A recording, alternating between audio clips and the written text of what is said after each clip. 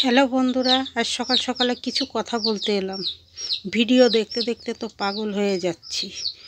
জানি না দেশ দুনিয়ার এই অবস্থা, তার ভিতরে এদের কি করে মনের ভিতরে এত পরনিন্দা পরচর্চা এগুলো আসে।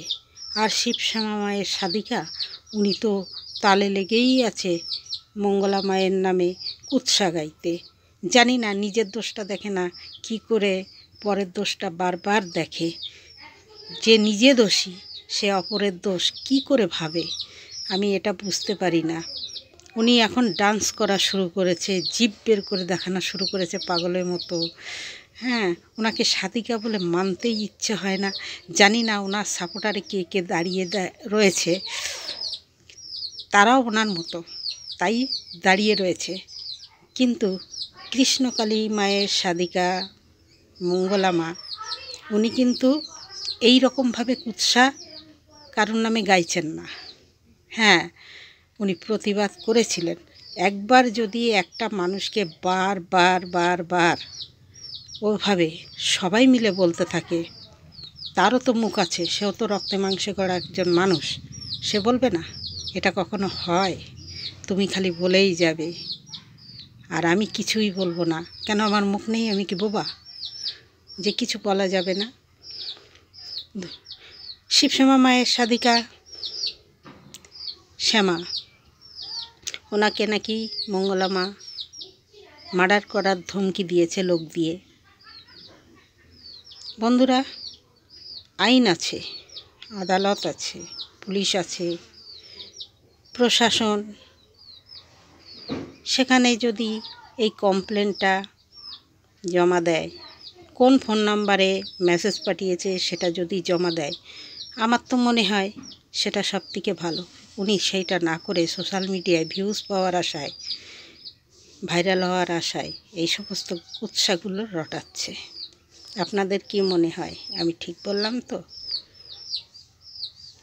আর সোশ্যাল মিডিয়ায় যা খিস্তি গালাগালি, ছোট ছোট বাচ্চাদের হাতে এখন মোবাইল, প্রতিটা বাচ্চারাই এখন নেট ঘাটে, আর ওই সমস্ত খিস্তি গালাগালিগুলো শোনে। আপনারা বলুন, সামনের পরবর্তী যে জেনারেশান, তাদের অবস্থাটা কি?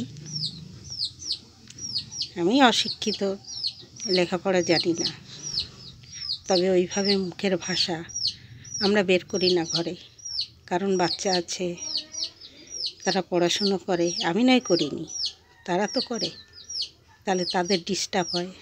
এই কথাগুলো তারাও বুঝতে পারে, জানতে পারে, তাই আমরা ঘরের ভিতরে খিস্তিকামারি করি না। জানি না এদের কি মনোপ্রবৃত্তি, বলতে পারি না। আর কি করে বা এই কথাগুলো মুখে আসে? যে মুখে হরিনাম সেই মুখেও ওই বদনাম, এগুলো তো করা উচিত নয়। আজকে আমার একটা নাতনি আছে, 8 বছর বয়স, সেও ওই খিস্তিগুলো শুনে কি হাসছে। ছি, ধিক্কার দিই ওদের মুখে। প্রতিবাদ করা যায়, আরে ভাই, প্রতিবাদ যদি এতই করার ইচ্ছা থাকে তো জানা মিছিল নামা, যেমন বাগেশ্বর বাবা নামিয়েছে তেমন মিছিল কর, পতাকা হাতে করে নিয়ে নাম, দেখ কেমন লাগে। সেটা তো কেউ করবি না, ঘরে বসে বসে সোশ্যাল মিডিয়ায় খিস্তি গালাগালি করে নিজেকে খুব হাই র্যাঙ্কের মনে করে নিচ্ছিস। ওতে বড় হওয়া যায় না, ওতে লোক থু দিচ্ছে, থু। ছি, লজ্জা শরম বলে কিছু নাই। এরা আবার নাকি নিজেকে ভদ্র প্রচার করছে, আমরা ভদ্র, আমরা শিক্ষিত। আরে বইয়ের পৃষ্ঠারে কি এই খিস্তি গালাগালি লেখা ছিল? হ্যাঁ, আমার তো মনে হয় না। আমি যেহেতু লেখাপড়া জানি না, তবে আমার মনে হয় লেখা ছিল না, কোনো খিস্তি গালাগালি লেখা ছিল না। ঠিক আছে, রবীন্দ্রনাথ ঠাকুরের যে কবিতা, তাতে ওই খিস্তি গালাগালি দিয়েই রয়েছে। বেদ পুরাণ, হ্যাঁ, তারপরে যত ধর্মগ্রন্থ আছে ওতে ওই খিস্তি গালাগালি দিয়েই লেখা আছে। ভালো কথা মনে হয় লেখা নেই, কেন শিক্ষিত মানুষরা এটা ভালো বুঝবে। আমি অশিক্ষিত ভাই, আমি এসব বুঝি না, পড়িনি তো কোনো দিন। বইয়ের পৃষ্ঠার খুলিনি তা জানবো কী করে শিক্ষার মর্ম কী? কিন্তু যারা বোঝে অশ্লীল ভাষাগুলো তাদের মুখেই শোভা পায়। বুঝলেন তো? ধন্যবাদ। পরবর্তী ভিডিওয় ফিরে আসছি। এখন রাখলাম। সবাই ভালো থাকুন, সুস্থ থাকুন। জয় কৃষ্ণকালী মায়ের জয়, জয় শিবশ্যামা মায়ের জয়, জয় শিবশম্ভু।